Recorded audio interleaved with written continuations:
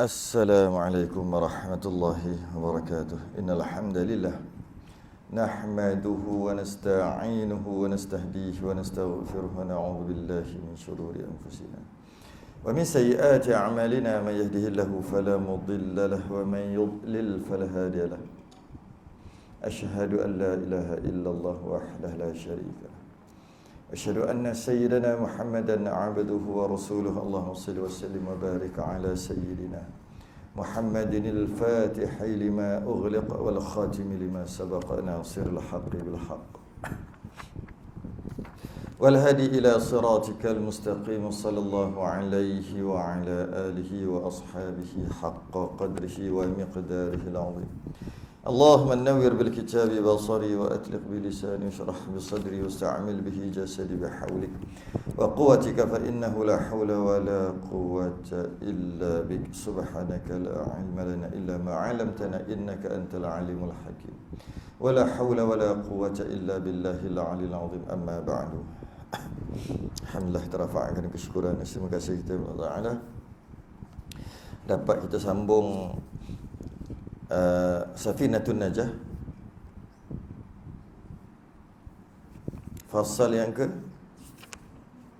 19, 20, 21, 20 lah. Kerana fasal yang ke 19 tu kita pada kelas bab haid lah kan. Cuma kita baca je lah. Fasal yang ke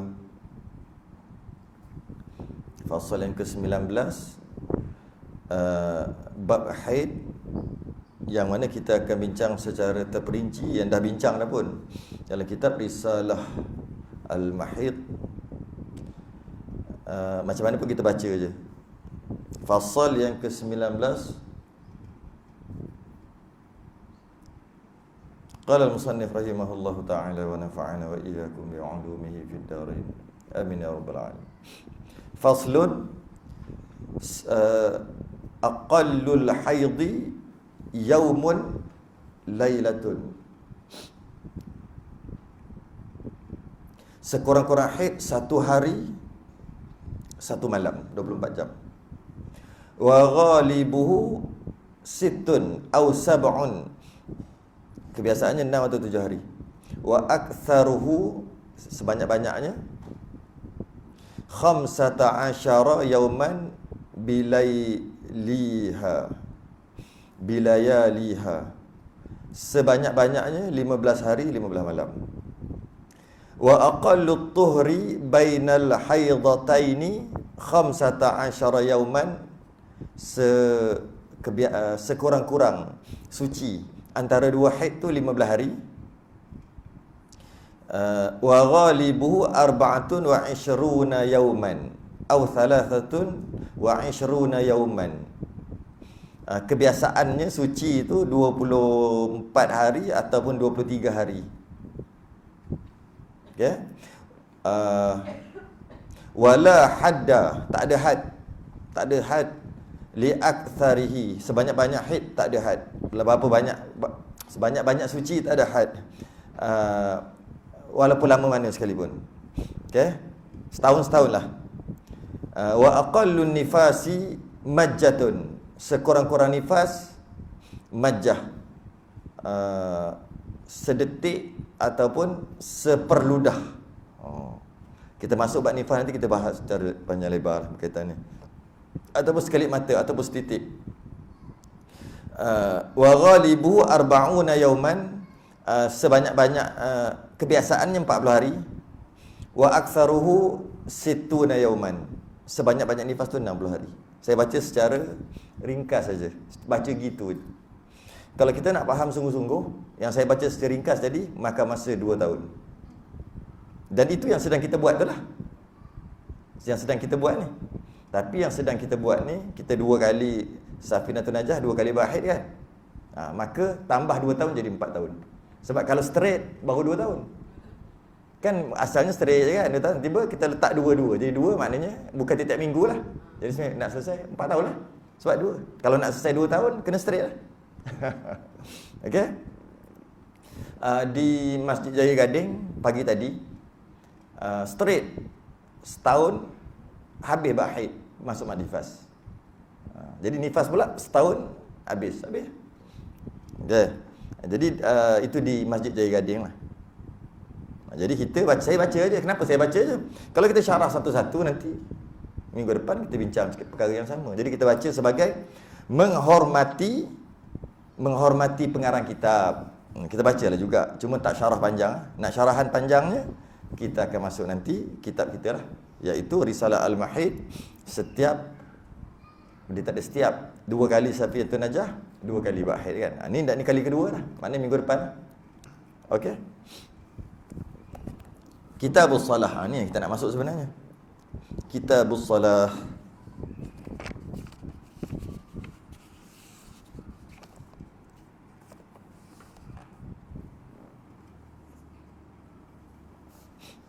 Kitabus Salah.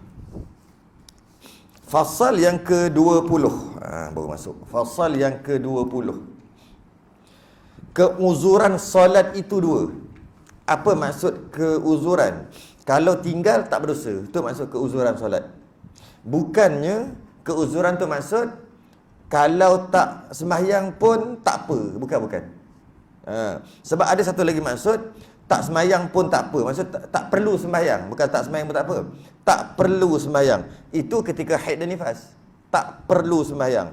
Yang ni keuzuran salat itu 2 dengan maksud jika terjadi 2 perkara ini, maka tak berdosa dia tak sembahyang. Tidak berdosa kalau dia tak sembahyang.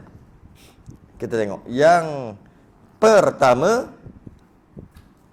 a'dzarus salati ithnani. Yang pertama, an-naumu, tidur.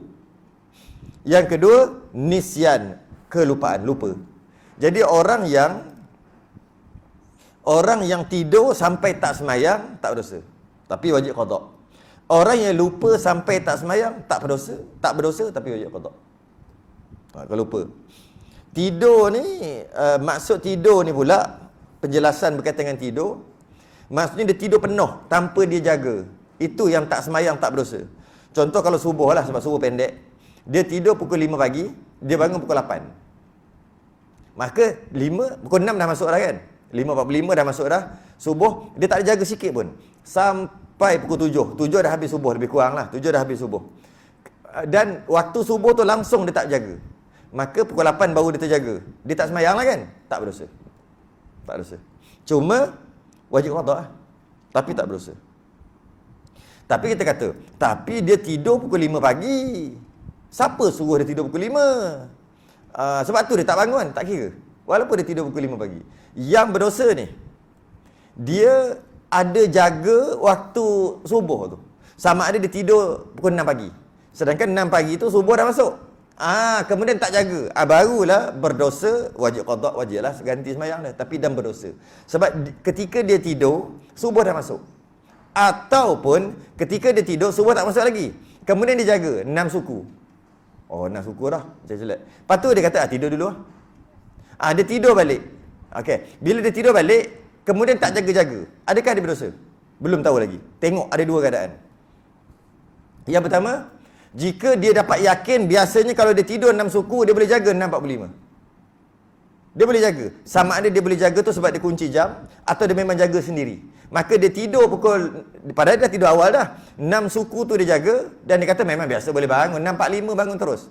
6.40 dia akan bangun. Dan sempat untuk dia sembahyang subuh. Maka dia pun tidur. Kemudian tak jaga-jaga lah. Kalau jaga, habislah cerita lah. Tak jaga-jaga, maka tak berdosa. Tak berdosa. Sebab ketika dia tidur pukul 6 suku tu, dia yakin aku boleh bangun. Dan biasanya aku boleh bangun. Kalau masa ketika dia tidur aja tak berdosa. Tiba-tiba pukul 8 baru jaga, tetap juga tidak berdosa. Ya, satu keadaan lagi. Dia tidur, dia bangun 6 suku juga. Tapi dia ni biasa kalau tidur balik memang tak jaga. Biasa 6 suku tidur balik memang jawab pukul 8 lah. Maka dia tidur, maka berdosa. Walaupun dia bangun pukul 6.40 lepas pada tu. Berdosa tetap berdosa. Kena fikir baru boleh faham apa saya nak cakap ni. Kalau tak fikir tak boleh faham. Tu hukum. Boleh faham tak? Bukan bermakna dia tidur je, mudah bangun dah 6 suku, tidur balik, berdosa last kali tak sembahyang subuh sebab tak jaga. Berdosa sebab dah bangun 6 suku, tak semesti. Tak semestinya. Kalau ikut logiknya gitulah. Dah bangun tidur balik, lepas tu jaga pukul 8, memang patut kau berdosa. Siapa suruh tidur balik? Itu kita kata. Syarak bukan begitu. Jika dia tidur balik dalam keadaan dia yakin dapat bangun balik. Macam mana dia boleh yakin? Mungkin dia biasa jadi gitulah. Mungkin dia kunci jam. Yakin juga kunci jam, atau memang dia memang akan bangun sendiri. Sebelum habis subuh, kita letaklah 6.45. 6.40 ke? Sekarang ni kan subuh habis awal kan. Kita ambil 6.40. Memang boleh jaga. Aku tidur 6 suku memang boleh jaga. Padahal dah tidur, aku nak tidur sikit je lagi. Memang tak pernah lagi tak jadi. Tak jaga, memang boleh. Tiba-tiba tak jaga-jaga. Tak berdosa. Qada je qada, tapi tidak berdosa. Sebab dia yakin boleh jaga. Jika dia memang yakin aku memang tak boleh jaga, memang gitu sama. Celek-celek pejam mata, jawabnya pukul 8. Celek-celek 6 suku, dia tidur juga, berdosa. Dia bangun tak bangun tu cerita lain, dah berdosa dah. Pejam mata untuk tidur dah berdosa. Kemudian bangun pukul 8, berdosa 2 kali ganda. Pertama dosa sebab tidur, yang kedua dosa sebab tinggal sembahyang subuh dan wajib qada. Kalau dia bangun pukul 6.40 sekalipun, dosa juga, sekali dosa. Iaitu dosa kenapa tidur. Walaupun aku tidur, tapi aku dapat bangun. Walaupun dapat bangun, berdosa juga. Sebab ketika dia tidur, dia tak dapat yakin pun dia boleh bangun. Kenapa tidur? Dia berdosa kerana tu. Habis yang tak bangun subuh tadi, yang tidur 6 suku, dia yakin boleh bangun. Nak buat macam mana tak bangun? Nampak beza dia. Jadi itulah dia. Kena perhati sungguh-sungguh. Dia bukan niat. Bergantung kepada keyakinan. Kalau bergantung pada niat, semua niat nak bangun balik, yang tak bangun-bangun tu semua niat nak bangun tu. Dia bukan bergantung pada niat. Dia bergantung pada keyakinan dia berdasarkan pengalaman dia lah. Dia tahulah diri dia macam mana. Dia tahulah diri dia. Dia memang mana boleh nak kita yakin aja. Mana boleh dia tahu diri dia macam mana. Nak tipu Allah, tipu lah. Nanti jawab sendiri. Kata-kata nak tipu, kita yakin aja. Tak boleh. Dia tahu diri dia macam mana. Aku kalau tidur ni memang tak bangun. Maka kalau dia tidur berdosa. Walaupun dia sempat bangun untuk sembahyang sekalipun. Sembahyang tu okeylah. Baguslah sembahyang tu. Cuma dia tidur tadi berdosa.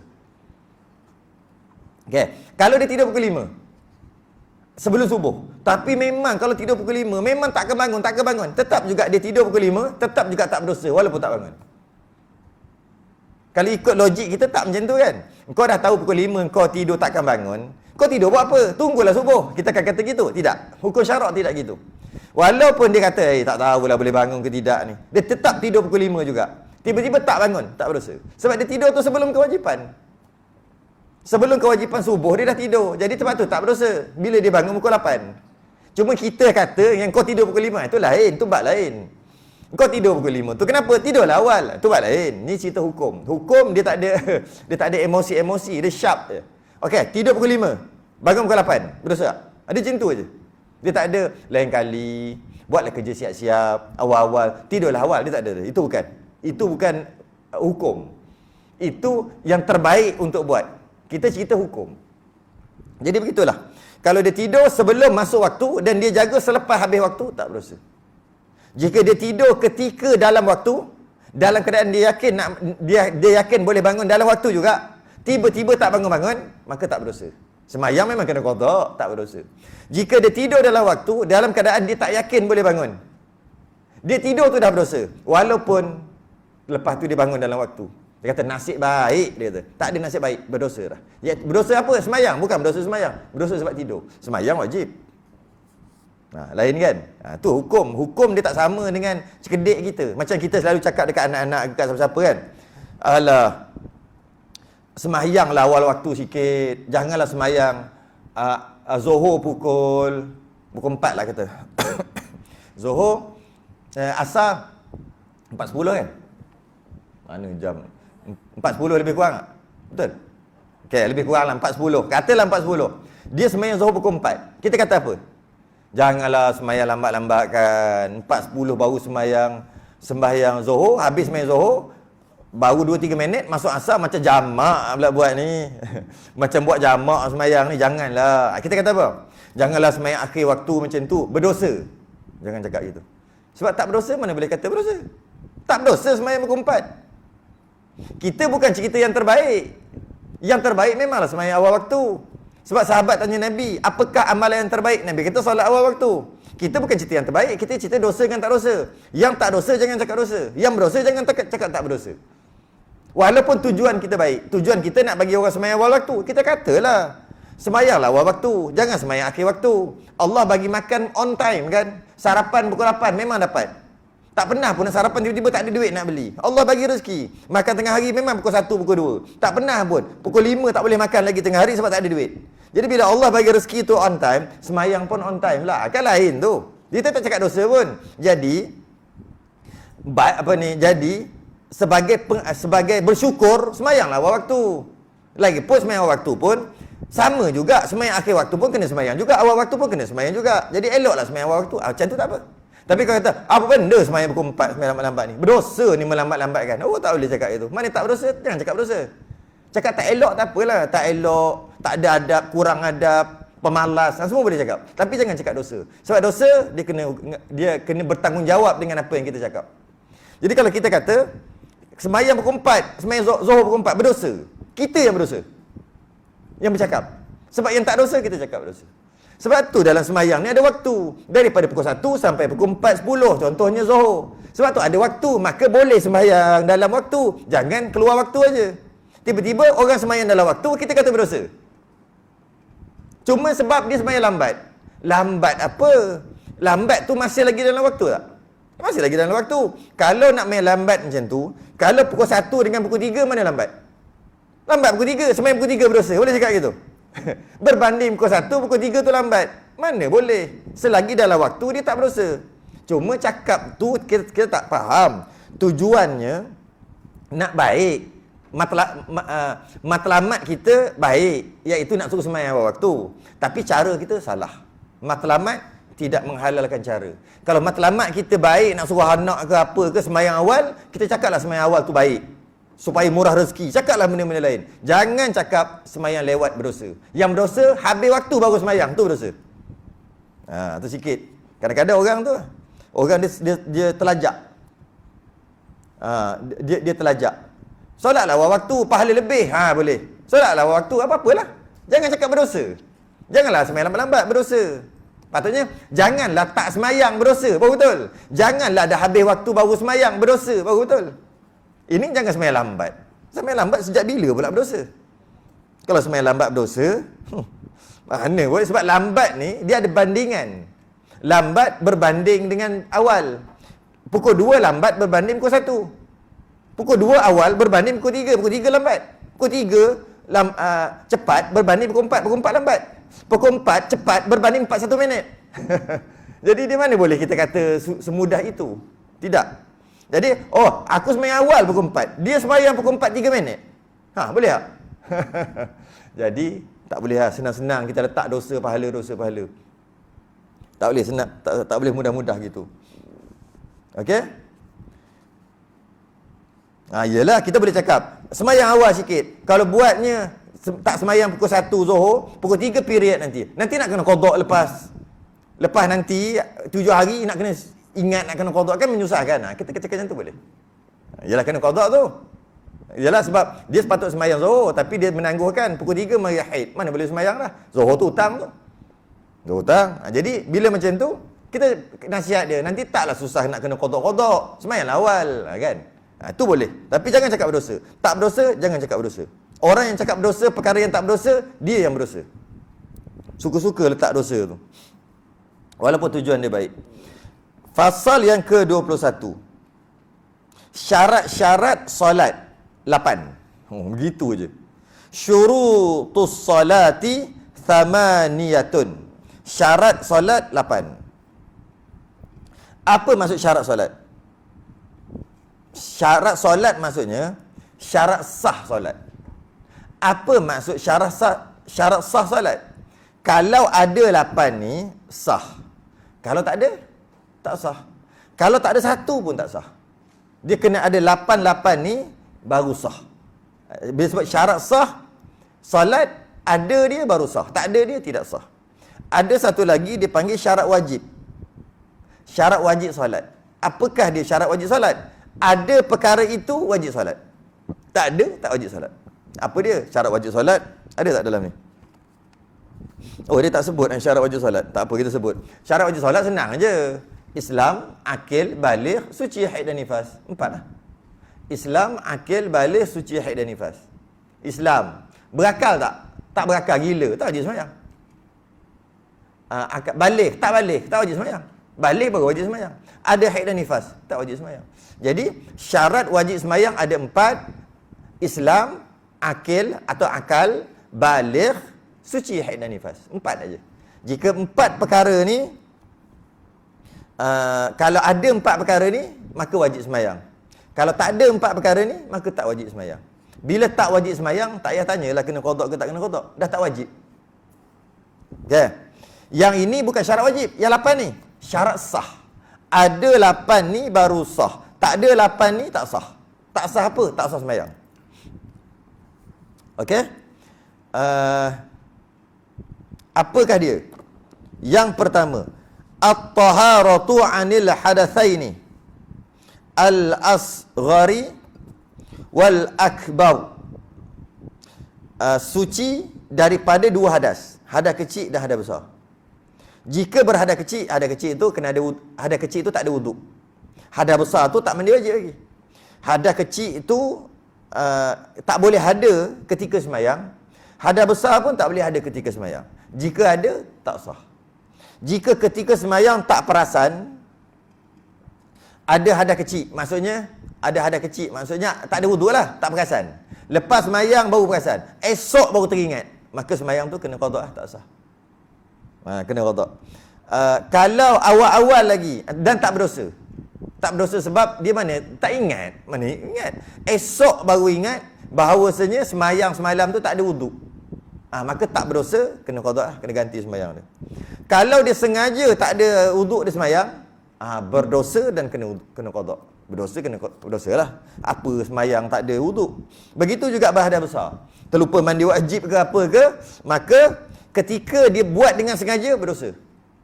Tapi kalau tak ingat, esok baru ingat contohnya, tak berdosa lah. Macam ni terlupa. Dan dia wajib qada balik sembahyang. Bab hadas besar ni sangat penting. Sangat penting. Suci daripada hadas besar, maksudnya ketika berjunub wajib mandi, ketika kering daripada haid wajib mandi, ketika kering daripada nifas wajib mandi dan wajib sembahyang. Jika sembahyang tanpa mandi, maka sembahyang tidak sah. Jika sembahyang mandi tapi mandi tak sah, maka tak sah juga. Yang ini, iaitu kenapa mandi dia boleh tak sah? Dalam keadaan ada haid masih lagi ada tapi dia mandi. Kenapa haid masih lagi ada dia mandi? Dia cuai dalam menuntut ilmu. Istilah dia panggil fatrah. Perempuan ni, kita akan mengaji bab tu nanti. Saya tak ingat dah masuk ke belum. Fatrah dah masuk belum? Nakok dah masuk lah, dah tahu lah. Ada perempuan keadaan dia panggil fatrah. Haid tak keluar, tapi bila cek ada. Tapi tak keluar. Dia tak cek, dia mandi wajib aja. Dia mandi je, mandi hadas besar. Sedangkan kalau cek ada lagi, maka ketika dia mandi tak sah. Maka dia sembahyang semua tak sah. Sedangkan dia ingat dia mandi, sebenarnya dia tak mandi lagi. Okey, dah mandi dia tidak sah. Jadi hati-hati bab situ. Suci daripada 2 hadas, hadas kecil dan hadas besar. Itu syarat sah sembahyang yang pertama. Yang kedua, wat-taharatu 'anin najasati fi thawbi wal badani wal makani. Suci daripada segala najis pada pakaian, badan dan tempat. Ketika dia sembahyang, badan dia kena tak boleh ada najis, pakaian dia tak boleh ada najis, dan tempat dia sembahyang pun tak boleh ada najis.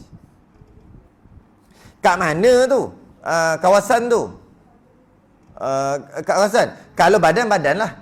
Kalau pakaian yang dia bergerak, kain tu bergerak sama. Itu dia panggil pakaian. Sebab kadang-kadang orang tak faham pakaian tu apa. Kalau macam saya pakai ridak ni, ini pakaian. Sebab saya bergerak, dia bergerak. Tapi kalau saya bergerak, dia tak bergerak, dia tak panggil pakaian.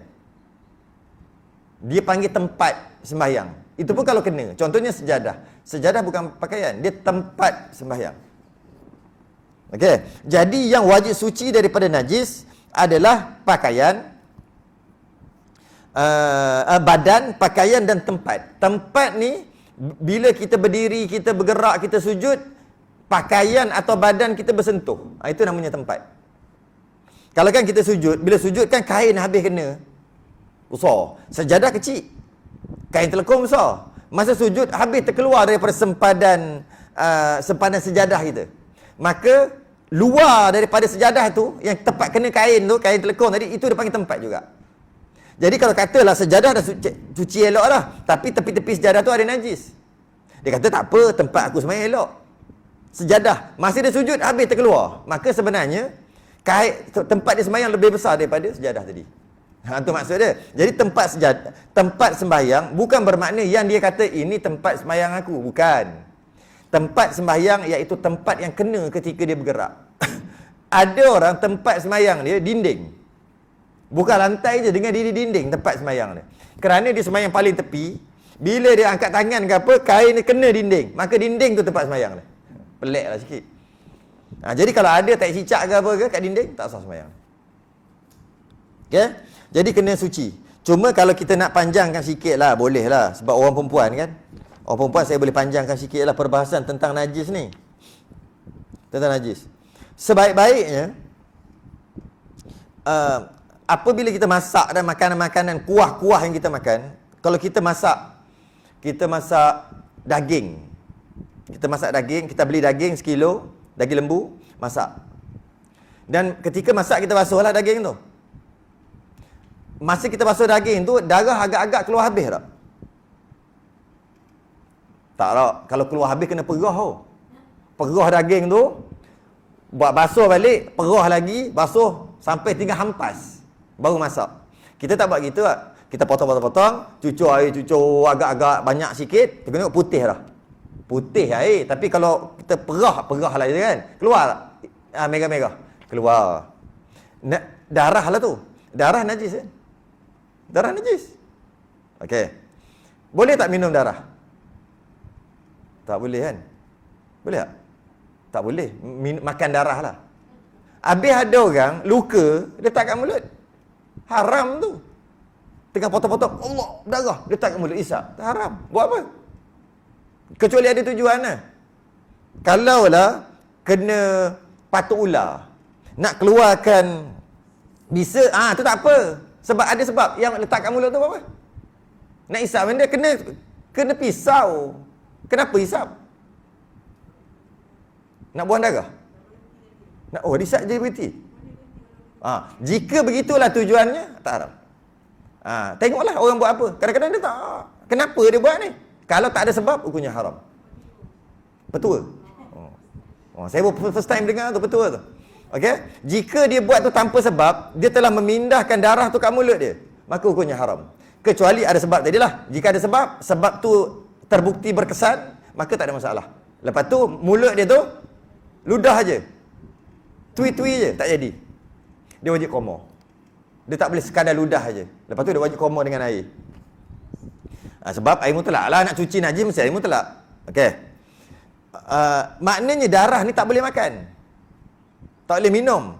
Kita manusia, bukan Dracula. Minum darah. Okey.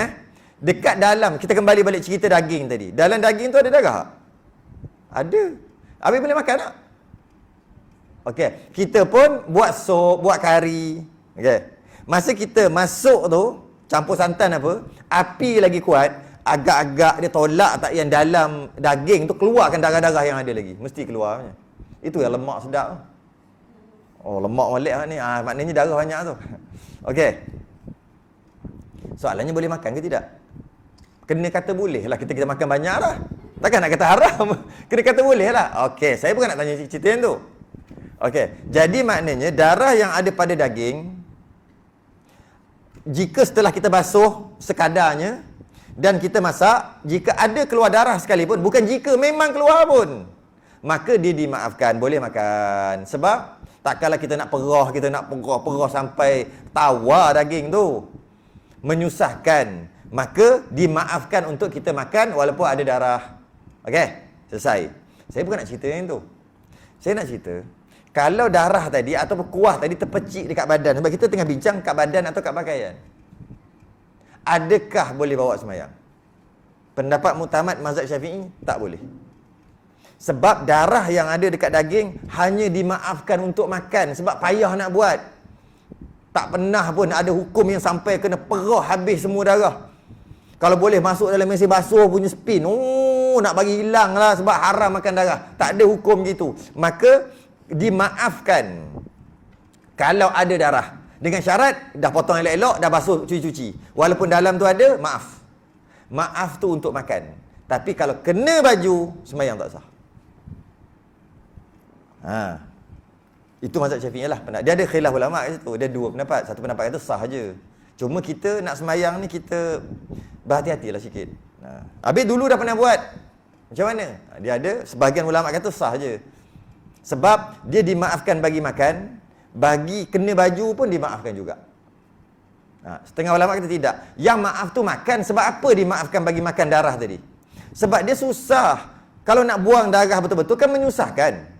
Okey, bila terpercik dekat baju, susah nak basuh? Tak susah, change itu. Bukan kena buka baju, bukan kena buka kain telekung, pergi kat paip, buka air, tarik. Dia hilang dah. Sebab tu tak dimaafkan. Yang ulama kata tak maaf. Sebab senang sangat. Tapi kalau nak buang semua darah dalam daging, senang atau susah? Susah. Sebab tu maaf, sebab susah. Dia panggil maaf kerana menyusahkan dan masyaqqah.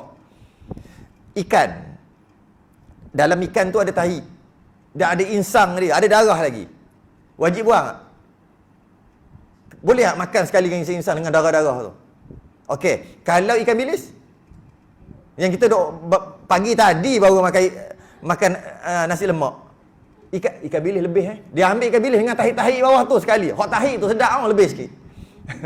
Contoh Kenapa boleh makan pula? Maka ulama kata, jika ikan tu 2 jari ke bawah, besar 2 jari ke bawah. Ni dhabit penting ni. Untuk ni saya saja je. Walaupun kita bahas bab lain. Saya nak kias kepada yang kena mengena dengan orang perempuan. Saya tarik jauh sikit. Jadi sekejap lagi saya U-turn baliklah ke cerita ni. 2 jari, ikan 2 jari ke bawah. Kalau tak buang perut, maaf. Kenapa? Masyaqqah. Susah. Agak-agak ikan bilis tu memang susah nak buang satu-satu. Kalau yang jenis halus-halus tu. Yang besar-besar sikit ni senang juga, tak susah sangat. Tapi yang halus-halus tu.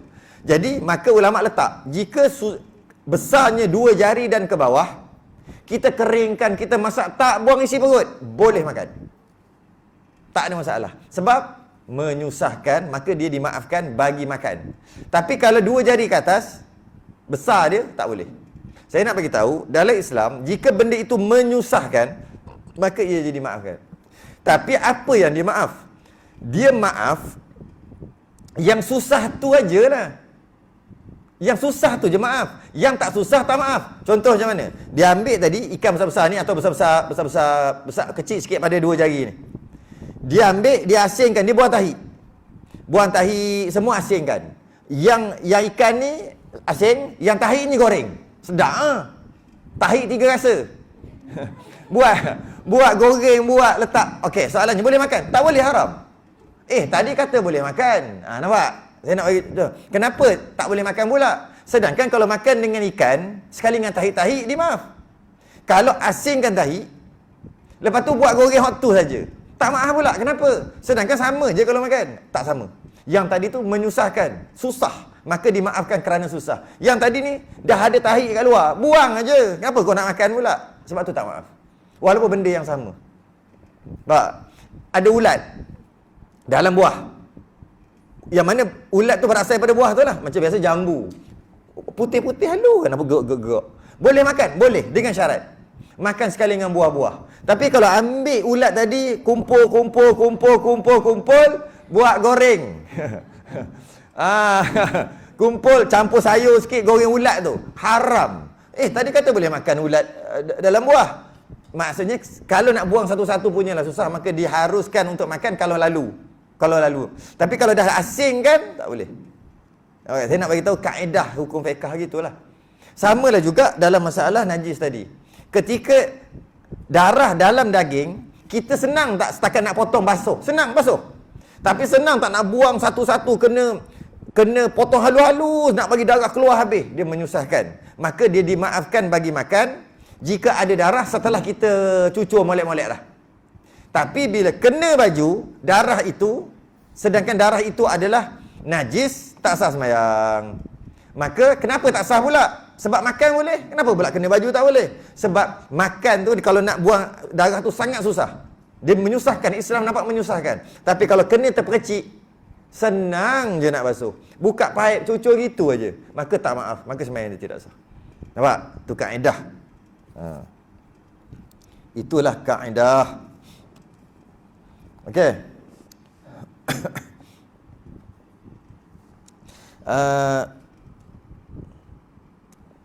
Yang kedua. Yang ketiga. Syarat yang ketiga. Wasitrul aurati. Tutup aurat. Tutup aurat. Dalam sembahyang mesti tutup aurat. Jika tak tutup aurat, jika tidak tutup aurat, sembahyang tidak sah. Jika tutup aurat, kemudian aurat terselak, maka sembahyang batal. Itu beza dia. Jika tak tutup aurat, okey, dia sembahyang, tapi ada lubang, baju ke kain dia ada lubang dekat peha, kat belakang, dia tak perasan. Sembahyang dia tak sah ke batal? Tak sah. Sebab apa? Sebab dia berlubang daripada awal, bukan batal. Kalau batal ni, dia sah dulu, baru batal. Kalau awal-awal lagi dah berlubang, itu bukan batal, itu tidak sah.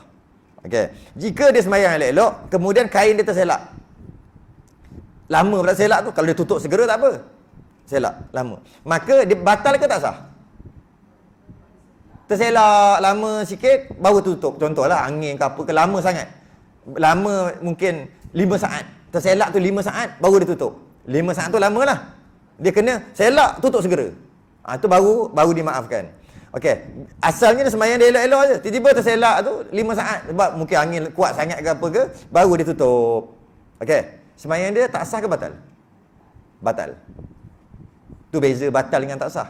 Tak sah awal-awal lagi. Okey, dia tak ambil wuduk terus sembahyang. Sembahyang dia batal ke tak sah? Tak sah. Kalau dia tengah-tengah sembahyang ada wuduk tiba-tiba kentut, tu baru batal. Nampak beza dia? Cuma sama-sama tak sah. Cuma itu perbezaan dia. Cuma masalah menutup aurat ni, sehari dua ni jadi kecoh tak? Kan? Pasal dua lapis, satu lapis. Saya rasa saya dah terang dah kat sini kan. Yang pakai 2 lapis tu kalau boleh elakkan kan. Dua pieces. Yang atas, lepas tu bawah kain. Yang biasa daripada dulu. Tok-tok kita memang duk pakai 2 tu. 2 kain, 2 pieces. Saya dah terangkan sini kan sebelum ni? Belum eh? Oh, rasa macam dah je. Dah. Dah kan? Dah. Baju yang sebaiknya satu aja. Masuk ke muka straight sampai ke bawah. Saya dapat mesej banyak 3-4 mesej hari ni. Tak rupanya ada, biasalah berlaku, biasalah benda viral. Padahal kita terang lama benda ni dah bertahun dah. Bukan kata tak sah, adalah perinciannya. Cuma perinciannya, tunggulah next lah kot. Aurat kat bawah tu. Nanti panjang pula sebab aurat ni pendek je. Menutup aurat. Saya bahas panjang-panjang setengah jam nanti kan. Bawah ni kena bahas balik aurat 4 tu. Tapi tak dapat jawapan lah hari ni kot. Tak tahulah sempat ke tak hari ni. Kecoh pula. Tak apalah, saya sebut sikit lah. Kalau boleh beli yang satu tu kan sebut. Kalau boleh beli yang satu, masuk ke atas. Kalau orang utara serelum ke atas sampai ke bawah terus. Sekali je. Jangan ada 2. Habis kalau ada 2 buang ke? Tak. Pakai aja. Cuma ketika nak sembahyang tu, jangan duduk selak-selak sangat. Faham selak? Jangan duduk tolak-tolak sangat. Nak angkat, Allah, kain jatuh slow. Jangan. Ada orang sembahyang macam tu. Maksudnya apa? Jangan tolak-tolak. Sembahyang elok-elok. Allah. Biar dia melekat aja kain yang kat atas tu dekat badan. Biar dia jatuh elok. Kan kadang-kadang nak daripada sujud nak bangun kan, takut-takutlah itulah ini, masa nak bangun tu dia macam tertolak ke depan. Maka dia pun alam-alam ke depan lah sebab aku nak angkat tangan je lagi ni. Kalau angkat tangan, kalau tolak sedap sikit angkat kat dalam aja. Dia tolak.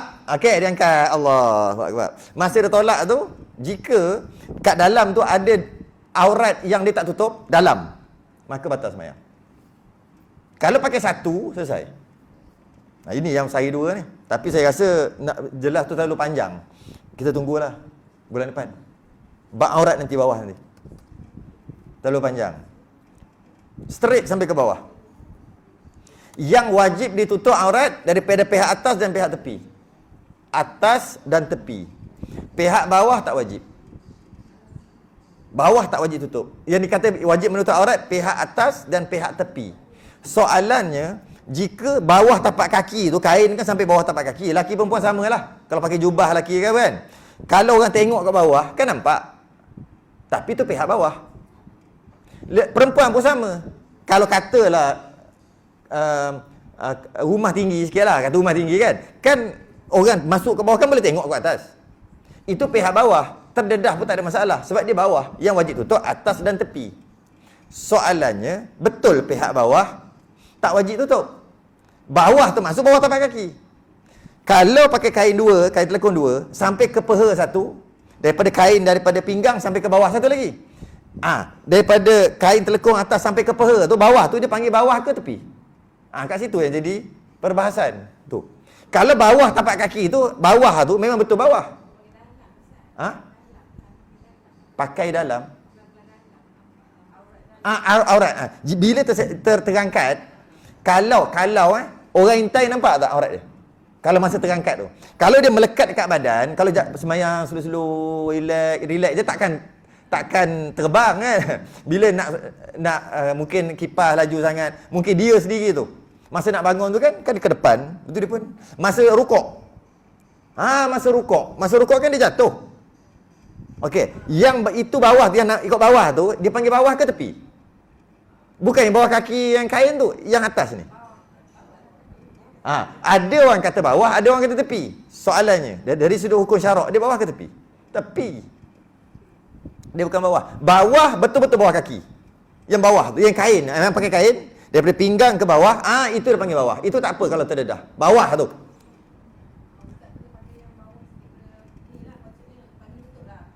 Tetap juga dia panggil tepi. Dia kena betul sampai ke kaki. Itu yang saya kata satu tu. Lepas tu kalau setengah tu dia ada siap buat keluar tangan lagi sikit. Cengik ada tangan lagi boleh buat keluar kan. Macam-macam sekarang. Tak apa, yang penting satu. Habis yang dua selama ni macam mana? Semayang elok-elok lah, tu je lah. Janganlah buang. Maksudnya janganlah gerak-gerak tolak ke depan. Semayang elok-elok, slow-slow, relax semayang. Sami Allahu liman hamid. Contoh lah kan. Jadi contoh kan. Sini kan.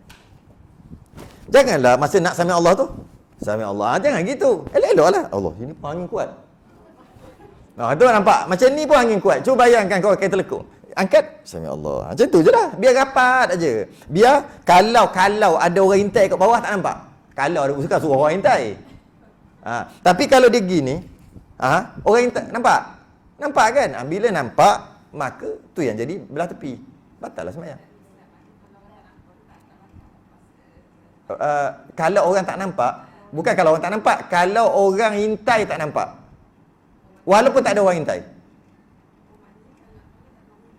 Dia gini tau. Okey. Sebenarnya saya dah sebut dah kat sini sebenarnya. Saya dah pernah sebut kat sini. Sebab saya ingat, saya sebut benda ni. Sebab kalau kuliah muslimat, saya akan cakap benda-benda penting dulu tau. Yang hanya untuk orang perempuan aja. Saya yakin saya dah sebut kat sini. Tak apa lah, masa tu tak ada lagi. Tak apa, saya sebut sekali lagi. Tak ada masalah. 3 kali pun tak apa. Okey. Okey. Dia menutup aurat dalam solat, dia wajib tutup aurat kerana wajib tutup aurat. Dia kena, ayat saya kena perhati, kalau tidak takkan boleh faham. Kalau setakat nak dengar seronok-seronok memang tak boleh faham ayat saya ni. Bukan ayat tu susah. Itulah ayat dia. Aurat dalam semayang wajib ditutup kerana wajib ditutup. Okey, tak faham lagi? Tak apa, kita tengok ni. Aurat di luar semayang, kat luar, wajib ditutup kerana haram dilihat. Lain tak? Dalam semayang, wajib tutup aurat kerana wajib tutup aurat. Di luar rumah, wajib tutup aurat kerana haram dilihat. Betul kan?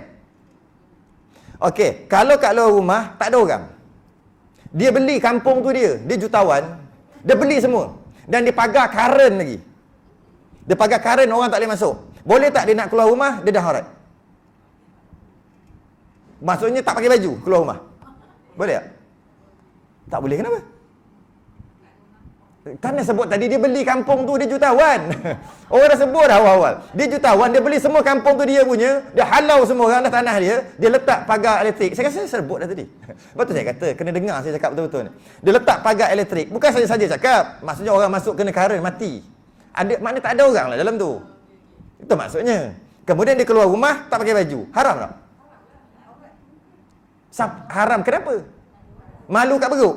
Beruk ada lah. Sebab tak ada orang tengok, tak haram, tak ada masalah.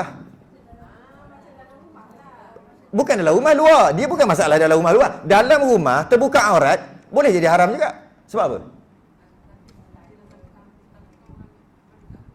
Saya kata tak ada orang lah ni. Jangan cakap kalau ada orang. Orang cakap tak ada orang, dia cakap ada orang. Okey, dalam rumah boleh buka aurat? Ya ke? Kalau ada orang, nampak? Dia kait dekat orang. Dia bukan kait dekat aurat tu. Kalau dalam rumah pun boleh jadi haram buka aurat. Tiba-tiba ada sepupu, boleh buka aurat? Tak boleh. Okey, jadi kalau rumah boleh buka aurat? Boleh kalau tak ada orang. Kenapa tak ada orang? Kan saya sebut awal-awal tadi. Tujuan saya sebut kampung apa, saya nak bagi tahu tak ada orang. Yang ada burung dah lalu. Burung tengok, oh power. Burung tengok. Lepas tu beruk intai je. Dosa beruk intai? Tak, dia kena orang. Jadi, tutup aurat di luar rumah ataupun bersama dengan orang yang bukan mahram, wajib tutup aurat kerana haram dilihat. Tapi wajib tutup aurat dalam sembahyang, wajib tutup aurat kerana wajib tutup aurat. Dia kena faham yang tu dulu baru boleh faham yang ini. Faham tak? Kita wajib tutup aurat kerana haram dilihat. Kalau orang tak lihat, tak wajib tutup. Boleh tak pergi Kuantan tak tutup aurat? Boleh dengan satu syarat, semua mati. Dia seorang je ada. Haram tak? Tak pakai tudung, relax, naik motor. Boleh tak? Boleh semua mati orang Kuantan. Sebab yang haram tu bila ada orang tengok. Orang tu pula siapa? Bukan anak dia, bukan suami tu lah. Kan ada kait dengan orang. Jadi di luar sembahyang, wajib tutup aurat kerana wajib tutup aurat. Di luar sembahyang, wajib tutup aurat kerana haram dilihat oleh orang yang haram tengok. Kalau tak ada orang haram tengok, tak apa. Dalam kedai boleh buka aurat tak? Boleh. Pergi kedai. Kenapa? Semua kedai gunting rambut, semua perempuan. Kan boleh je buka. Okey. Jadi di luar sembahyang, kita tutup aurat kerana haram dilihat. Dalam sembahyang, wajib tutup aurat. Sebab apa saya kata ini? Sebab saya nak jawab soalan tadi tu. Yang kata tadi, kan kalau ada orang tengok, kalau orang nampak, kait kalau orang nampak, hanya bukan sembahyang, luar. Bawa ada kait kalau orang nampak, haram kalau orang nampak. Dalam sembahyang tak ada kait orang nampak. Saya nak betulkan kataan tu tadi. Kan kalau terselak, kalau ada orang nampak dengan sembahyang terselak, batal lah. Saya nak betulkan yang itu. Kalau ada orang nampak tu hanya di luar sembahyang, dalam sembahyang orang nampak ke, orang tak nampak ke, aurat terbuka, batal.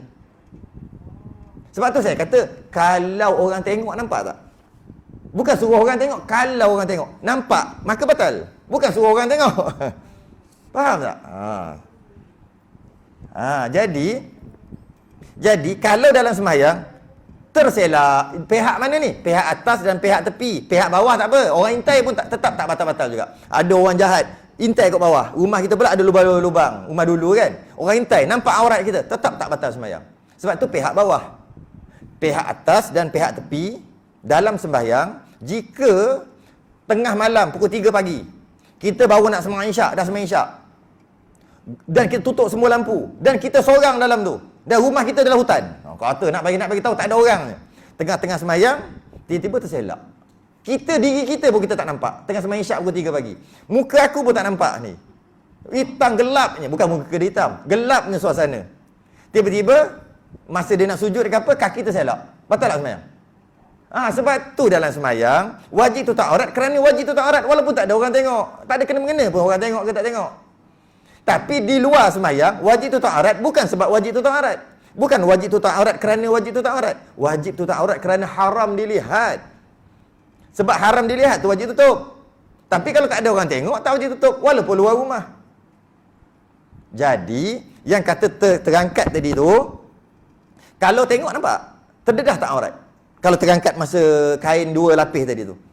Nampak aurat sebab tak pakai baju kat dalam ke apa kan, yang dalam ni kan, tak tutup. Kalau dia pakai, tutup habis. Lepas tu baru pakai kain kelekong. Memang tak nampak lah aurat kat tepi ketika terangkat tu. Maka tak batal lah. Bukan tunggu orang tengok. Siapa nak intai kat situ? Katok kepala intai situ. Bukan cerita orang intai ke tidak. Jadi kat situ. Terselak sikit je. Kita tengah semayang, tiba-tiba kaki kita nampak, kaki orang perempuan, nampak sikit. Tak ada orang nampak. Tapi kalau orang tengok nampak. Nampak kan batal? Ke kita boleh slow-slow buat masuk balik dalam kain? Tak ada orang nampak, tak ada orang nampak.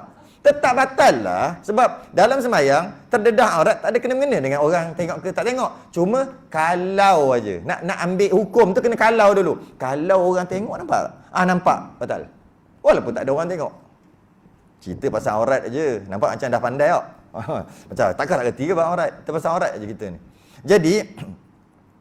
Jadi bab sembahyang tadi hati-hati dengan aurat.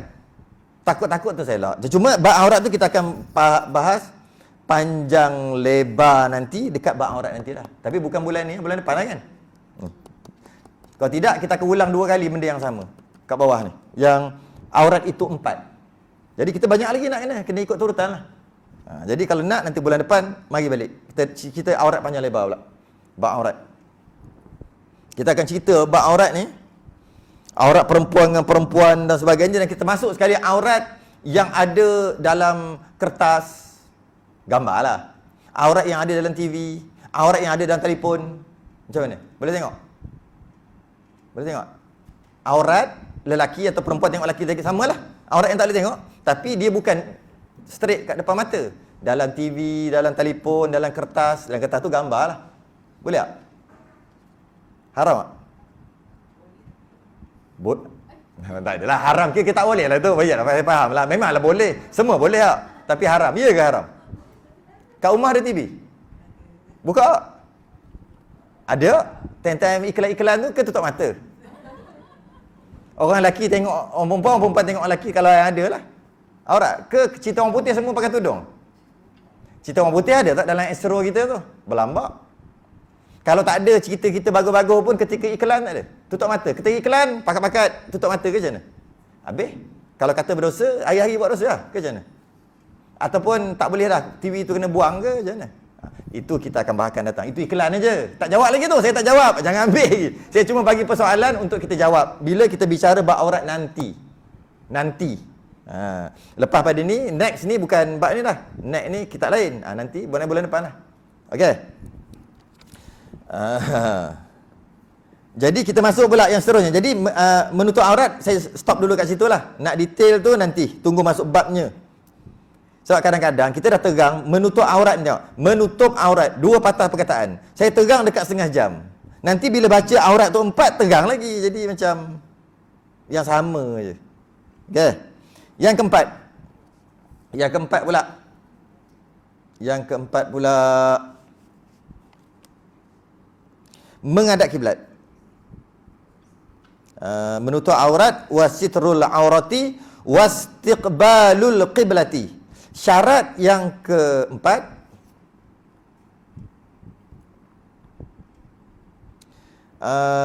menghadap kiblat. Sembahyang mesti menghadap kiblat. Kalau tak menghadap kiblat, maka tidak sah sembahyangnya. Soalan dia, menghadap kiblat, carilah kiblat. Mungkin pakai application pun boleh. Tak kisahlah. Okey? Jika dia sembahyang tak tahu kiblat kat mana, dia main bantai aja, maka tak sah sembahyang dia. Dia kena cari kiblat. Dan jika dia sembahyang, dia yakin kiblat ke situ. Tiba-tiba esok tu, saya ambil esok lah. Esok tu ternyata kiblat dia tadi tu salah, maka wajib qada. Iyalah.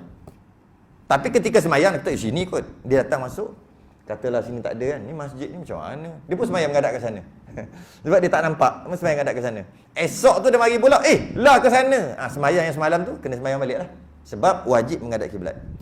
Apa lagi? Dan menghadap kiblat pula wajib menghadap betul-betul kiblat. Jangan sengit walaupun sikit. Yang wajib menghadap adalah dada. Okey. Kalaulah sengit sikit, maka tak sah walaupun sikit. Tahu tak satu darjah banyak mana? Satu darjah. Dia bulatan ada berapa darjah? Ingat lagi belajar dulu. 380 bukan? 36 kan? Ke 390? Ke 360? Ingat lagi lah. Tak sia-sia belajar gitu. Okey, 360. Okey. Jadi satu bulatan 360. Kalau kata kiblat ke sini, dia lari satu darjah. Sikit sangat. Tahu tak jauh daripada mana Kaabah nanti? Jauh mana? Lari mana? 100 km.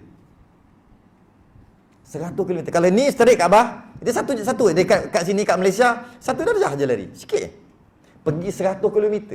Jauh pun. Ni Kaabah, 100 km. Mana rumah siapa? Pak Arab mana tak tahu menghadap. Hari-hari semayang menghadap rumah Pak Arab mana tak tahu. 100 km. Sebab tu sikit pun tak boleh lari daripada kiblat. Sikit pun tak boleh. Sikit aja dah lari jauh dah. Logik lah. Kalau sini ke situ, lari sikit tak nampak. Tapi kan kalau lagi jauh dia pergi tu. Beribu-ribu kilometer kan lagi makin jauh. Jadi hati-hati dengan kiblat. Takut-takut dah semayang lama dah kat rumah tu. Biasa rumah lah, masjid biasa tak ada masalah. Semayang kat rumah, kemudian sekarang ni macam pejabat agama, dia ada satu unit untuk boleh call dia ataupun minta dia datang ke rumah untuk cek kiblat, tapi kena bayar. Ada yang 100, ada yang RM80, ada yang 100 lebih, tengoklah. Datang rumah untuk dia cek. Dia pun cek pakai alat dia. Akhir sekali dia kata, "Sini kiblat." Lepas tu dia tampal. Disahkan oleh Jabatan Agama Islam. Memang mantap lah kita punya kiblat. Katalah dah 20 tahun. Tiba-tiba baru nak panggil. Dia tengok salah macam mana. Kalau salah pula ni macam mana? Sebenarnya sini. Sebenarnya ni kita sembahyang sini. Kalau sikit-sikit takkan 20 tahun qada. Selama kita sembahyang kat rumah tu lah. Kita bukan sembahyang kat rumah tu setiap hari kan. Jadi berapa? Kira adalah dalam 9,000 sembahyang. Boleh qada pening kepala ke macam mana? Maksudnya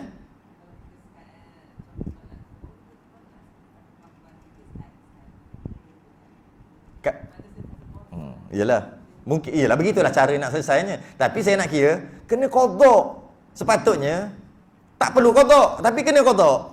Jadi kerana cuai tadi dalam bab tadi. Ya memanglah begitulah. Habis nak takkan nak qada lepas sembahyang. Adalah cara-cara kaedah nak bagi ringan. Cuma saya nak cerita kena qada. Tak terasa ke alah kena sembahyang balik aku. Rugi. Kalau sembahyang sunat dapat pahala. Jadi point saya hati-hati dengan kiblat.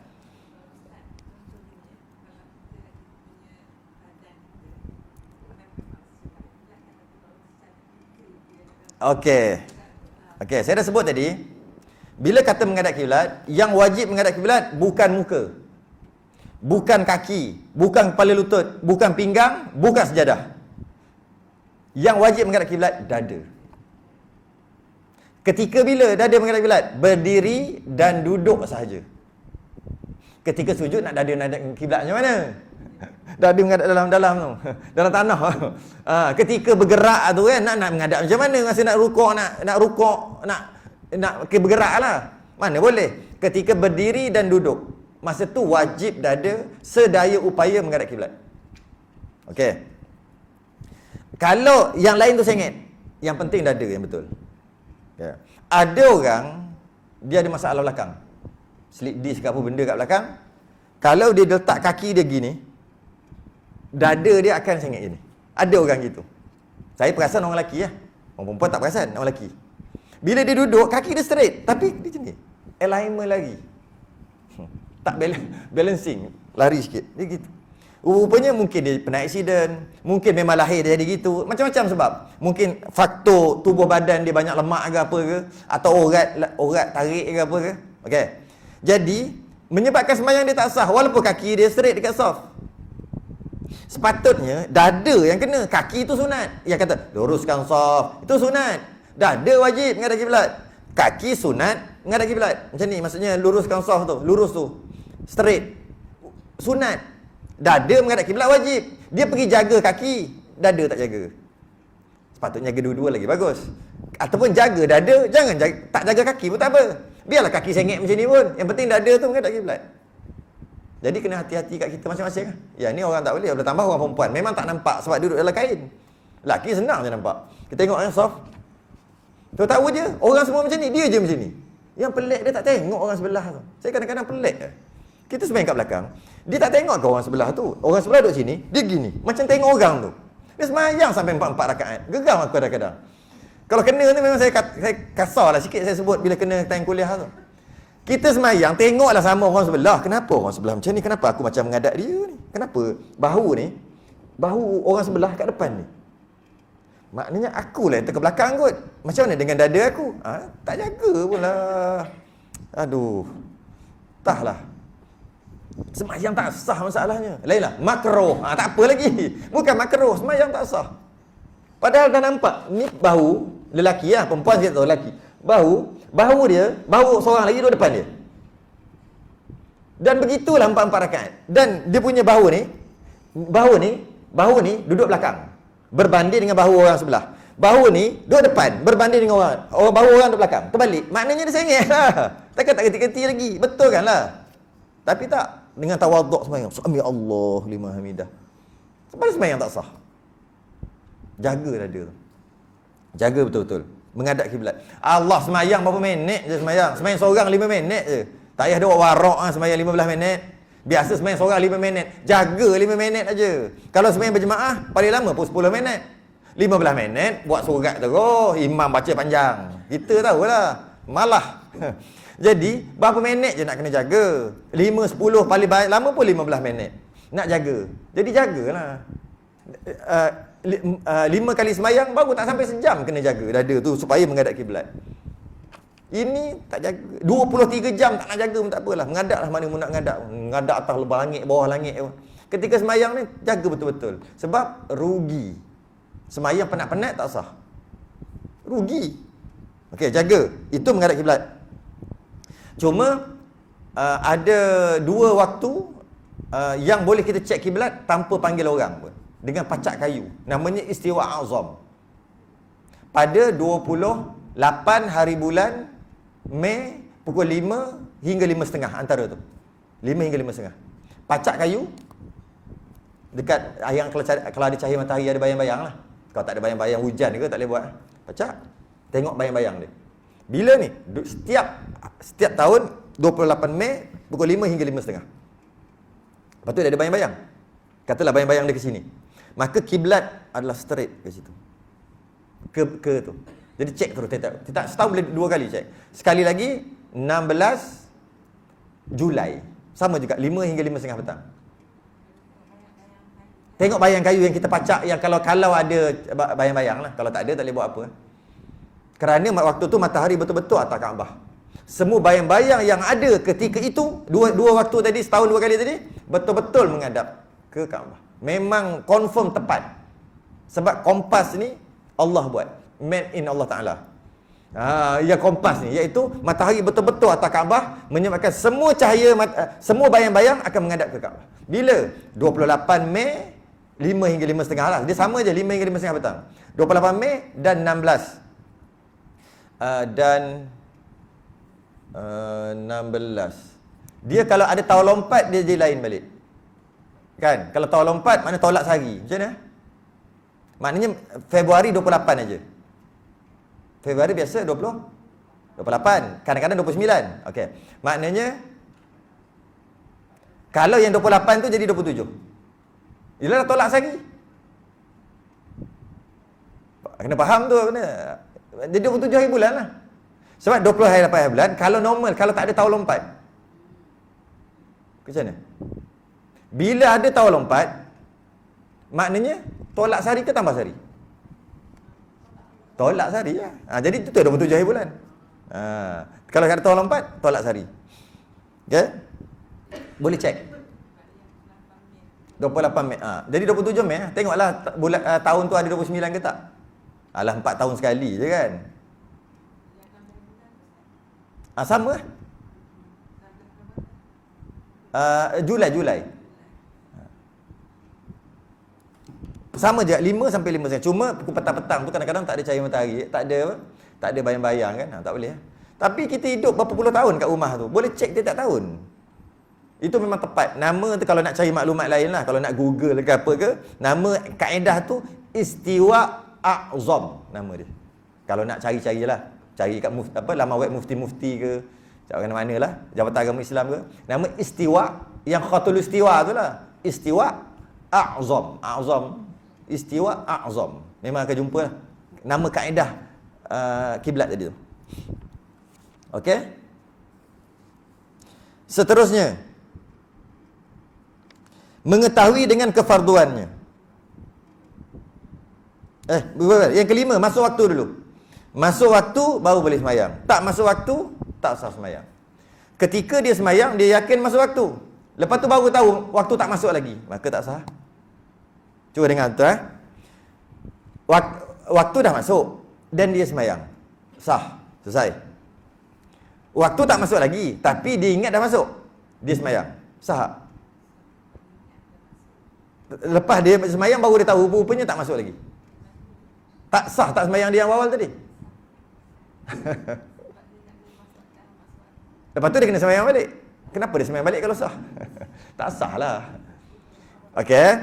Sekarang ni waktu pukul 12 tengah hari. Tapi di jam dia rosak ke apa benda ke, dia pun semayang Zuhur.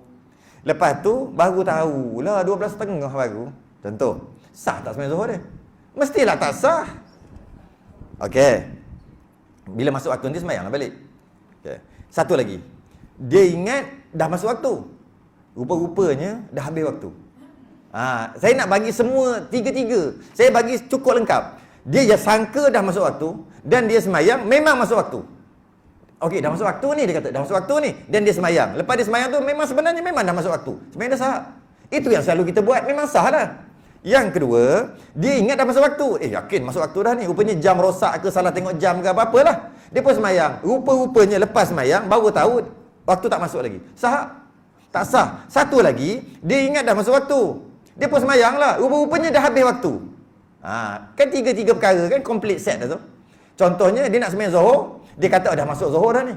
Dia pas semayang. Lepas semayang tahu-tahu rupanya dah pukul 5. Asar dah. Soalan saya, sah? Sah.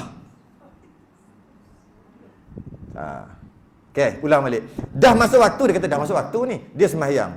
Dan memang sebenarnya masuk waktu. Sah, selesai. Dah masuk waktu ni, dia semayang. Lepas tu baru tahu tak masuk waktu. Tak sah. Dia kata, dah masuk waktu ni, dia semayang. Lepas semayang, dah pukul dah habis waktu dah. Sah? Sah. Tapi jadi qada kan? Yalah, mana boleh jadi tunai. Tunai yang benda pukul 5 semayang Zuhur. Tapi sah ke tidak? Sah. Tak kena qada. Sebab semayang itu sah. Sembahyang tu automatik jadi qada walaupun dia niat adaan tunai. Nampak? Setiap tiga perkara berbeza hukum. Kena saya ulang lagi. Dah masuk waktu, dia kata dah masuk waktu ni. Saya ulang benda sama je. Bukan saya tukar contoh lain. Dah masuk waktu ni. Tengok jam ke apa dah masuk waktu. Sembahyang Allahu Akbar. Dan memang sebenarnya dah masuk waktu. Maka sahlah sembahyang dia. Dia tengok, dah masuk waktu ni. Yakin. Tengok jam lagi kat tali telefon. Yakin. Allahu Akbar sembahyang. Habis sembahyang, bunyi azan. Rupanya tak masuk waktu tadi. Maka sembahyang tak sah. Zuhur dia tadi tak sah kalau Zuhur. Satu lagi, dah masuk waktu dah ni. Tengok panah molek ni. Masuk waktu dah. Yakin. Tengok jam pun yakin. Rupanya jam tu mati ke apa lah. Dia pun sembahyang. Allahu Akbar. Habis sembahyang, 5:30 petang lah. Sembahyang Zuhur tadi. Sah? Sah. Tapi jadi qada automatik. Tak perlu sembahyang balik. Tapi yang nombor 2 tadi kena sembahyang balik tak? Kena sembahyang balik sebab tak sah. 4 kali saya sebut.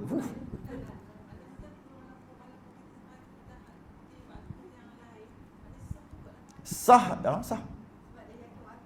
Bukan, sebab dia gini, kalau dia dah masuk waktu, yakin masuk waktu, tapi sebenarnya waktu dah habis. Okey. Maka sembahyang dia jadi qada lah kan? Tak payah. Dia automatik yang tunai, kita kata tunai tu, dia bertukar terus jadi qadaan. Walaupun kita tak niat. Sebab niat qada tak wajib. Sunat je niat qada, qadaan. Bukan wajib.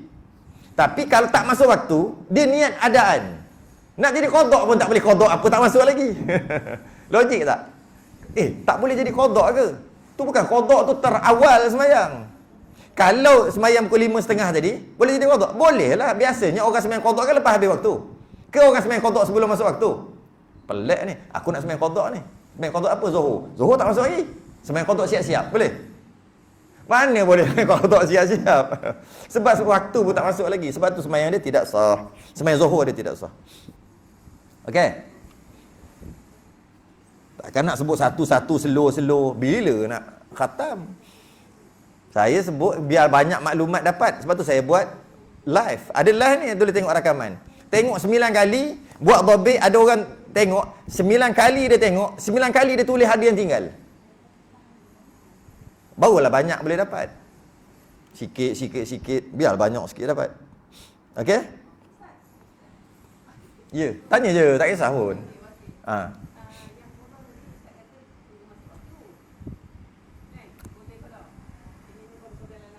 Oh, ni qada yang lain. Ni cerita pasal sembahyang qada yang dulu-dulu. Okey, jadi soalannya bila-bila masa. Sembahyang qada utang, bayar utang lah panggil kan. Bayar utang bila-bila masa. Yang tunai hanya dalam waktu. Jika dia kata tunai tapi sebenarnya dah habis waktu, dia automatik jadi qada. Dia kata tunai, sebenarnya waktu dah habis. Jadi qada. Jadi maknanya kalau nak qada dia ginilah senang kita. Qada ni bayar hutang. Orang hutang kita 25,000. Kawan baik. Lepas tu 20 tahun je lah. Ni cerita saya nak kiaskan dengan tak qada sembahyang 25 tahun. Saya bagi contoh gitu je lah. Dia hutang 25,000. Dia kata nak bayar, lepas tu dia hilang. Selang 25 tahun. Dia telefon, dia kata nak datang nak bayar. Nak datang 3 pagi. Kita terima tak? Kan kata, orang nak bayar hutang, bayar datang petang-petang lah. 3 pagi orang tengah tidur. Ke kita kata, datang, aku buat mihun goreng kalau mau bagi. Sebab nak bayar hutang. Poin dia kat sini, kalau nak bayar hutang, bila-bila boleh. Itu manusia. Nak bayar hutang 25,000 tu, mu mari pukul 4 pagi pun aku bangun. Jadi nak cerita, bayar hutang pagi boleh, tengah hari boleh, malam boleh, bila-bila boleh. Malah lepas asar pun boleh, walaupun lepas asar tak boleh sembahyang kan? Lepas subuh pun boleh, walaupun lepas subuh kan tak boleh sembahyang. Sembahyang sunat tak boleh, sembahyang sunat. Qada boleh. Sebab nak bayar hutang anytime. Bila-bila masa nak bayar hutang. Itu istilah dia. Jadi bila-bila lah. Okey? Itu masuk waktu. Yang keenam. Kau apa dah? Allah, ada lagi 6 minit macam mana ni? Yang keenam masuk waktu. Baru boleh. Mengetahui dengan kefarduannya. Apa maksud mengetahui dengan kefarduannya? Maksudnya, dia kena tahu yang mana wajib, yang mana sunat dalam sembahyang tu. Nanti dia main bantai aja buat, dia kena tahu rukun-rukunnya. Nanti kita akan masuk rukun-rukun kat sebelah. Fasal yang ke-22. Dia kena tahu rukun-rukunnya lah. Kefarduan tu. Yang ketujuh, janganlah hendaknya ia i'tiqadkan salah satu daripada fardu-fardu itu sunat. Rukun sembahyang ada 13. Okey. Jika dia kata yang 13 tu wajib, rukun. Wajiblah rukun tu, selesai. Okey, tak ada masalah. Selesai lah. Kalau yang dia kata yang sunat tu wajib, sah sembahyang. Kalau 13 tu memang wajiblah rukun. Dia kata yang sunat tu wajib. Dia i'tiqad, dia berpegang, dia kata dia tersilap ke atau tak tersilap ke, dia kata yang sunat itu wajib. Contohnya tahiyat awal wajib. Dia sembahyang. Dia buat sembahyang 4 rakaat, dia buat tahiyat awal. Cuma dia kata tahiyat awal wajib. Dan dia buatlah tahiyat awal tu. Soalannya, sembahyang dia sah ke tidak? Sah. Walaupun dia salah kan? Padahal tahiyat awal tu sunat kan? Okay. Dia kata baca surah tu wajib. Dia baca amin, betul dia baca surah Wadduha. Dia kata baca surah tu wajib, sebab tu aku baca. Sembahyang dia sah? Sah, tapi salah kan? Surah tu sunat kan? Okay. Dia baca kama sallaita ala Ibrahim. Lepas baca tahiyat akhir, kama sallaita ala Ibrahim, dan dia baca dan dia salam. Dia kata kama sallaita ala Ibrahim tu wajib. Sah sembahyang? Ke tak biasa baca kama sallaita ala Ibrahim? Biasa kan? Sekarang wajib tak? Hukumnya wajib ke tidak kama sallaita ala Ibrahim? Mana wajib? Sunat, tapi dia kata wajib dan dia bacalah. Sah sembahyang dia? Sah. Kerana dia tersilap, dia mengatakan yang sunat itu wajib. Okey? Tapi terbalik, kalau dia kata yang wajib itu sunat, tak sah. Itu yang nak bagi tahu. Contohnya, kenapa kau sembahyang baca Fatihah? Baca Fatihah. Apa hukum baca Fatihah? Sunat. Sembahyang dia tak sah. Kau buat apa ni? Sujud. Berapa kali sujud? 2 kali. Sujud kali pertama wajib, sujud kali kedua sunat. Tak sah sembahyang. Sujud 2 kali kan wajib. Itu maksudnya, tengok nombor 7. Jangan hendaknya ia i'tiqad salah satu daripada fardu rukun tadi sunat. Yang wajib dia kata sunat, maka tapi yang sunat dia kata wajib, Salah aja. Salah tetap salah, tapi sah sembahyang. Okey. Yang ke-8, yang terakhir. Menjauhkan segala yang membatalkan sembahyang. Jangan buat perkara yang membatalkan. Iyalah, nak sah sembahyang, janganlah buat perkara yang membatalkan. Buat perkara yang membatalkan, batallah sembahyang. Apa dia bagi contohnya? Hadas. Iaitu sama ada pertama hadas kecil. Tengah sembahyang kentut, batal. Tengah sembahyang bersentuh suami isteri, laki perempuan, batal. Tengah sembahyang apa-apalah perkara yang tengah sembahyang keluar haid, batal. Okey? Kalau yang haid tu hadas besar, hadas besar. Yang kedua hadas besar. Hadas kecil itu sesuatu yang mewajibkan wuduk, dan hadas besar itu sesuatu yang mewajibkan mandi.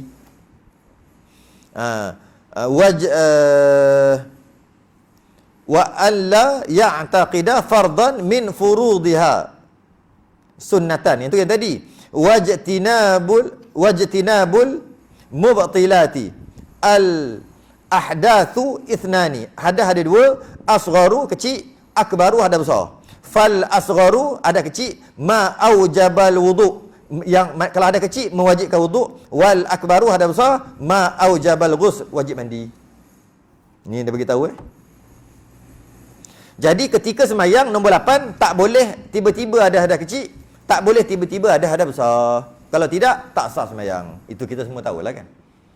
Jadi 8 perkara ini wajiblah jaga, barulah sah. Tak jaga 8 perkara, maka tak sahlah sembahyang, walaupun sembahyang berpuluh-puluh tahun sekalipun. Rugi kita. Ya. Pergerakan.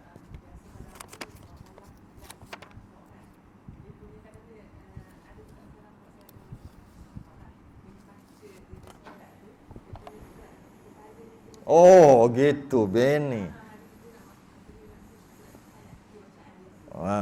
Okey. Perkara yang membatalkan sembahyang adalah buat gerakan besar 3 kali berturut-turut.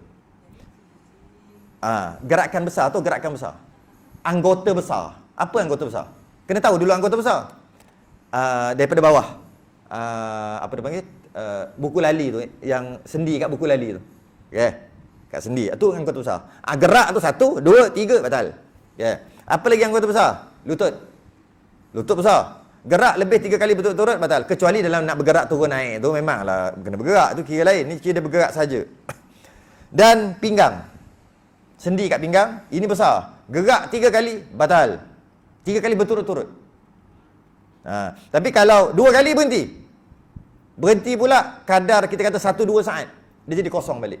Betul orang langkah 1, 2 berhenti, ting, jadi kosong. 1, 2, bukan 1, 2 dia berhenti, 3 bukan, kosong balik. Kalau dia nak angkat tangan 1, dua-dua lah, 1, 2 lah. 1 ni 1, 2 kosong balik, gerak. Kosong balik. Tapi hukum makruh lah apa hal buat gitu, cuma nak bagi tahu hukum. Bergerak bersama 1, 2. Ini tak apa, ini tak kira. Okey, kosong balik. 1, 2. Kosong balik. Okey. Pinggang. Kemudian yang besar juga ni. 3 kali berturut-turut batal. Mana lagi besar? Ni. Siku ni. Mana lagi besar? Ni. Yang sendi. Dan termasuk juga yang soalan tadi lah. Ini. Besar. Jadi 3 kali berturut-turut batal. Kalau dia menghayati kan, gerak, batal, tetap batal. Jika 3 kali berturut-turut. Kalau sikit-sikit maaf, tapi makruh macam ni. Walaupun panjang, makruh. Makruh maksud tak batal lah. Tapi tolak markah sembahyang kalau dia gerak sikit macam ni. Tapi kalau waladhdall kan nama waladhdall lam ya nun titik batal lah tu. Walaupun tak kira siapa, laki perempuan, siapa sekalipun bergerak dalam anggota besar dia panggil, antaranya tengkuk ni, dia tak panggil leher, dia panggil tengkuk. Tengkuk ke leher ni? Leher, bukan tengkuk. Tengkuk belakang, leher depan. Tapi dia gerak gini. Sekali bantai je lah. Okey? Maka batal. Walaupun menghayati. Tak ada menghayati gitu lah. Menghayati benda. Sampai gerak-gerak kepala. Tapi memang ada. Kalau kita tengok orang India kan. Dia cakap tangan dia gini. Relax lah tangan tu. Orang India. Tapi dia kena jaga. Tapi dia mazhab Hanafi. Mazhab Hanafi tak batal. Sesuai lah dengan dia. Kita Melayu, kita bukan India. India yang Islam kan. Kan dia cakap kan. Mana kan. Tangan-tangan dia gerak sekali. Dan dia mazhab Hanafi. Mazhab Hanafi tak batal kalau gerak macam tu. Mazhab Hanafi. Mazhab Syafi'i batal. Kita kena jaga. Gerak sikit berhenti. Gerak sikit berhenti. Takut-takut batal. Tiba-tiba dia main bergerak gitu. Ataupun dia ni.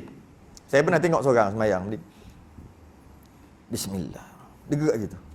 Slow kan. Batal tu. Benda duduk diam lah.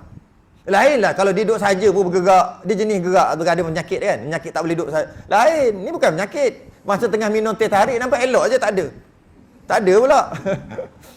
Tapi tiba-tiba semayang je dia jadi begini. Macam-macam pesing lah. Macam habit. Dan habit yang tak elok dan habit yang menyebabkan batal semayang. Nak buat habit-habit baik-baik lah.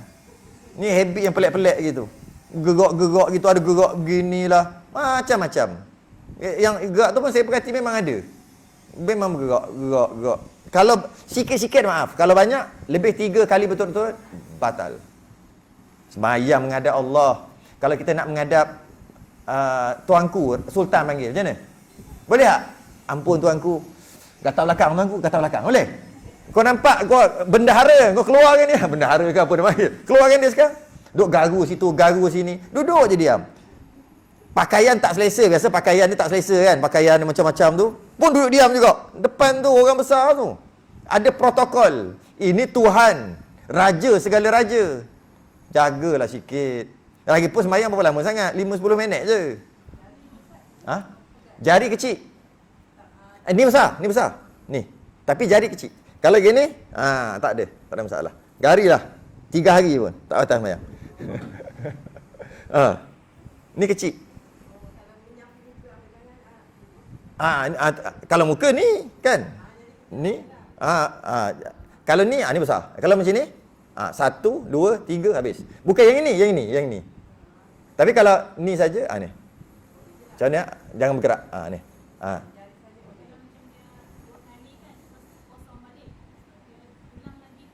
2 kali lagi kosong balik. Sampai kiamat. Tak ada masalah. Tak batal. Selagi cukup 3. Tak batal. Sebab tu kadang-kadang dekat Masjid Nabawi, kalau kita baru masuk Masjid Nabawi ke Masjid Haram ke, baru masuk, imam tayat akhir. Ataupun imam rakaat terakhir, bukan tayat akhir, rakaat terakhir. Kita nak pergi masuk, pergi sampai dah salam lah. Kan besar. Jadi macam mana? Masa berdiri tu, takbir dulu kat belakang. Allahu Akbar, niat, makmum lah. Lepas tu langkah, duduk diam, langkah. Kejar. Baru dapat 1 rakaat. Kalau kita pergi, bukan dapat 1 rakaat, silap-silap tayat akhir dah salam baru sampai. Kan jauh, siapa yang pernah pergi, kan jauh nak jalan.